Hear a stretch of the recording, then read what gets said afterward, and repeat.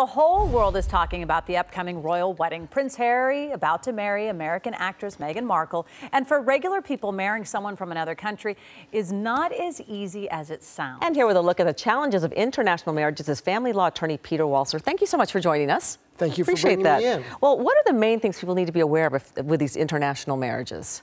Well, it's good to have an agreement in advance, and it's good to talk about the problems. And the problems are financial. Who's going to take care of who? We have ideas, but they need to talk about it. They also need to talk about citizenship, religion, raising children, where are they going to live? Many questions. Well, not everyone's going to be marrying a prince when they move overseas, but let's talk about it. Would it seem right for Meghan Markle and Harry to have a prenuptial agreement? I think they need 2 premarital agreements, maybe more. At least one in the United Kingdom, one in the United States, and then most countries have something called marital regimes, which they sign on to a type of marriage, whether community or separate regimes. Interesting. So they may need 2 or 3. What happens to the citizenship? Like, if let's say you marry someone from another country, they come here, and vice versa. What?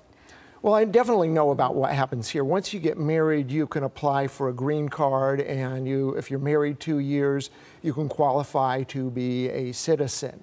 So as for England, it's probably different, but she could become a citizen of England, and she has to decide, am I going to be a dual citizen? Am I going to be a citizen of one country or the other? And that's a tough decision. But you get to pick? You get to pick. Oh, okay.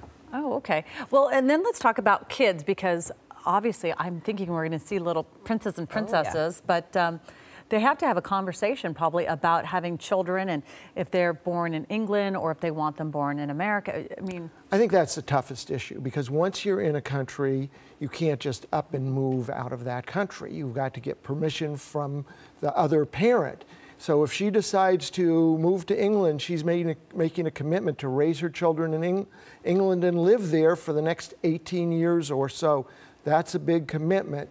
So there has to be some discussion. Usually prenups don't cover it, but they definitely cover money and confidentiality. In this case, the prince is going to want a non-disclosure agreement, right? Right. And that's going to be critical to this agreement. Well, God forbid there was ever a separation or something. She couldn't take the kids out of England. She'd ask for permission from the court. Okay. And often the courts say the children need to be raised by both parents. And that's a very tough issue to resolve. Wow, that's interesting. We also know that she confirmed that she's retiring from acting. For regular people, do you think it's wise for someone to give up their career? Not for regular people. When somebody does that, they need a guarantee of some finance, some security.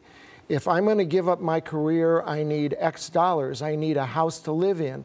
I need an income. So even the ordinary person, and most ordinary people don't get prenups, but the rich ordinary person will want security if they're going to give up their career for somebody else. Makes a lot of sense. All right. Thank you very much, Peter Walzer. Thank you so much for joining us and clearing that up for us. And if you want more information on any type of family law, you can go to walzermelcher.com. Thank you very much. Happy holidays.